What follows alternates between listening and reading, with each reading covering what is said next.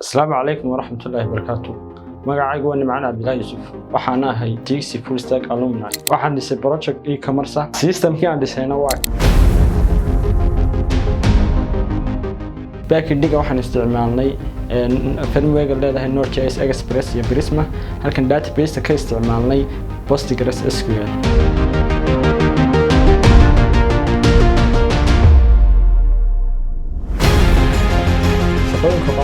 project waxa kamid ah in customer soo la garan karo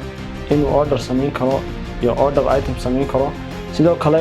order item kaas inuu ku soo leeyahay payment iyo waxyaabo kale oo fara badan bootcamp waxaan ku qaadanay technologies kala duwan kaasoo noo sahlay inaan dhisno real project marka ardayda jecel barashada coding waxaan kula talinayaa in TXT technology ku soo biiraan waa goobta saxda ah ee laga heli karo barashada full stack technologies